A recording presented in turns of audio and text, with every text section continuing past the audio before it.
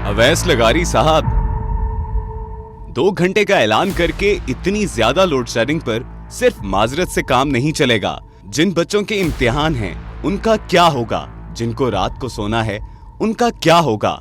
जिनको सुबह काम पर जाना है, उनका क्या होगा?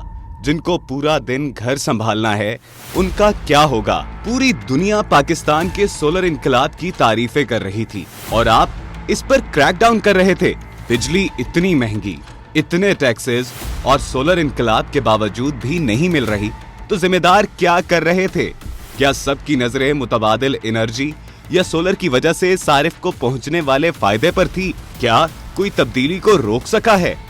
सोलर को मजीद बढ़ाने की बजाय उस पर एक्शन क्यों लिए गए? 14 अप्रैल को पावर डिवीजन 2.25 घंटे की लोड शेडिंग का ऐलान करता है और 15 अप्रैल यानी सिर्फ एक दिन बाद ही लोड शेडिंग का दौरानिया 7 से 8 घंटे तक पहुंच जाता है।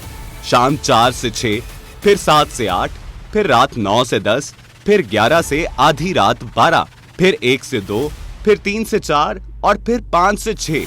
ये 2 घंटे थे या हर घंटे बाद 1 घंटा, ताकि कोई ना सो सके ना जाग सके।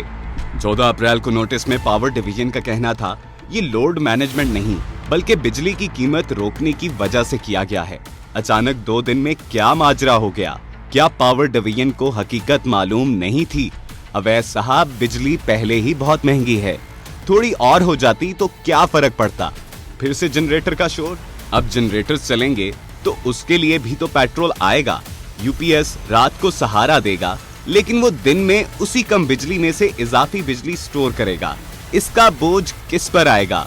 अवैस लगारी साहब, कहां 2.25 घंटे और कहां 8 घंटे? मतलब कुछ तो सूरत हाल को समझें।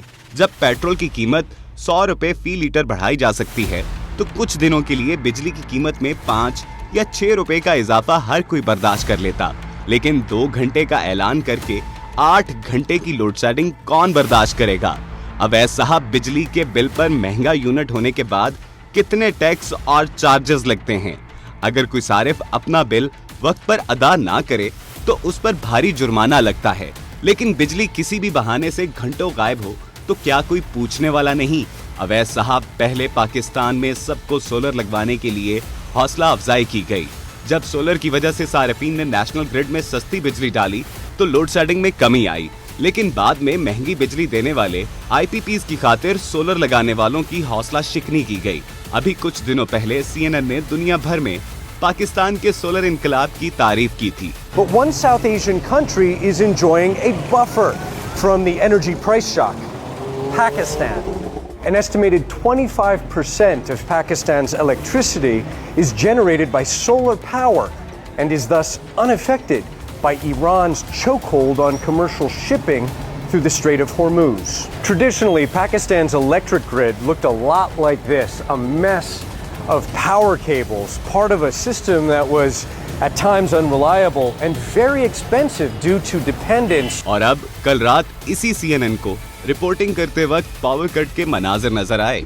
Pakistan is in diplomatic overdrive right now. One of the reasons, just take a look at the capital here, Islamabad. Look at the skyline. Look at those big dark patches in this city. Normally it would be twinkling lights. Like so many countries in this region, the war between the United States and Iran is driving up the price of gas, and there are power cuts here.